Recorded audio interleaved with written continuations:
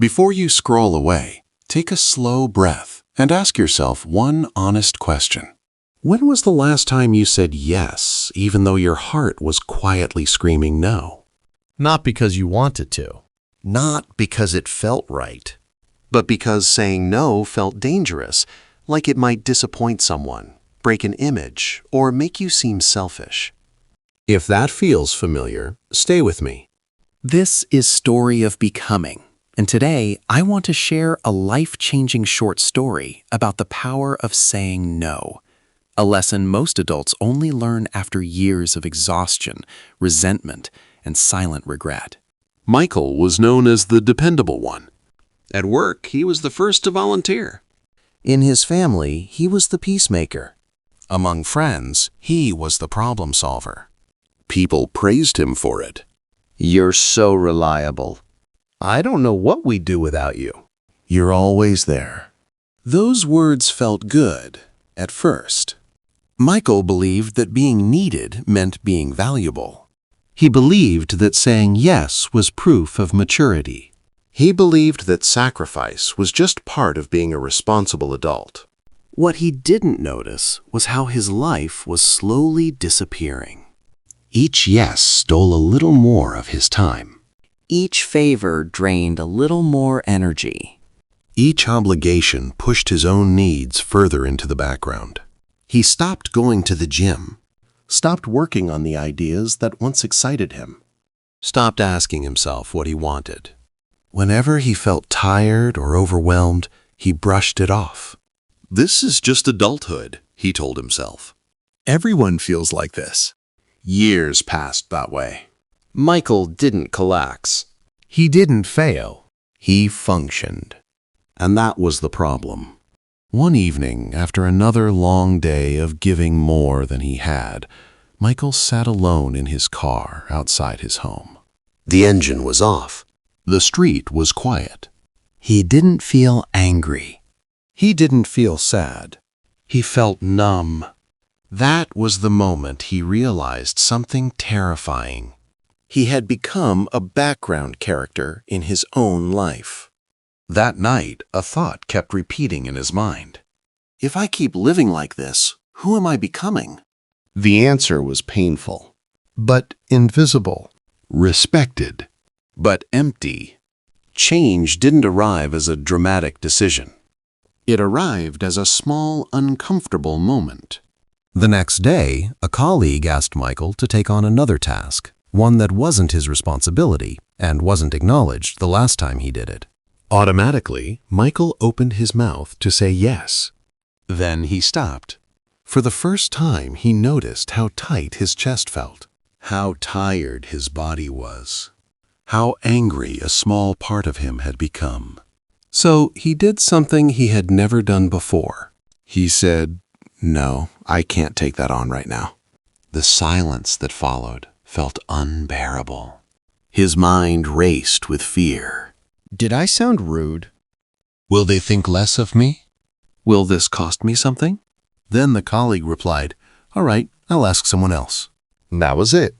No argument. No punishment. No rejection. Michael sat there stunned. The world hadn't ended. His career hadn't collapsed. His relationships hadn't exploded. But something inside him had shifted. For the first time in years, he felt relief. That single no became a mirror. Michael started noticing how often he said yes out of habit, not intention. How often fear disguised itself as responsibility. How often he betrayed his own needs to keep others comfortable. So he began to practice. He didn't over-explain. He didn't apologize excessively. He didn't attack or defend. He simply told the truth. "No, I don't have the capacity." No, that doesn't work for me. "No, I need rest." At first, it felt wrong. Some people were surprised. Some pushed back. A few tried to guilt him. But something important happened as his boundaries grew stronger. The people who respected him adjusted. The people who depended on his silence resisted. and the people who only valued him for what he gave slowly faded away. That was a hard lesson, but a necessary one. Michael realized that saying no doesn't ruin relationships. It reveals them. As he reclaimed his time, his energy returned. He started waking up with clarity instead of dread. He began working on things that mattered to him. He felt present again, in conversations, in his body, in his life. For years, he thought adulthood meant endurance. Now he understood it meant discernment. Here is the truth Michael learned, and the truth every adult must eventually face. You cannot build a meaningful life while abandoning yourself. Every yes is a decision. Every decision shapes your future. And if you never say no, your life will be designed by everyone else. Saying no is not selfish. It is self-respect. It is the act of telling the world, my time has value. My energy is limited. My life matters too.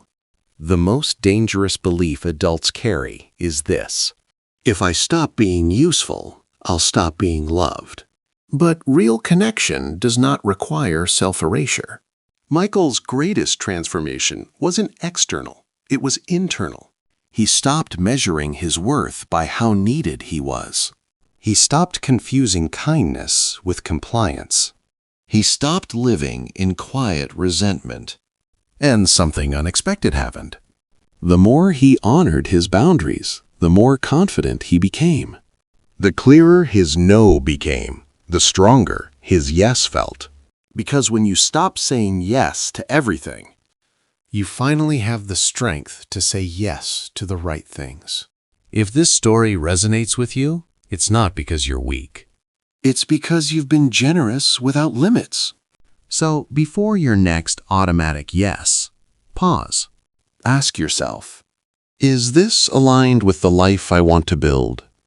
Or am I saying yes to avoid discomfort? Because the moment you learn to say no, you don't lose your kindness. You protect it. This is Story of Becoming. If this story gave you clarity, like the video, share it with someone who needs permission to choose themselves, and subscribe for more stories that help you grow, not louder, but wiser. Until next time, remember this. Your life doesn't change when others understand you. It changes when you finally choose yourself and have the courage to say no.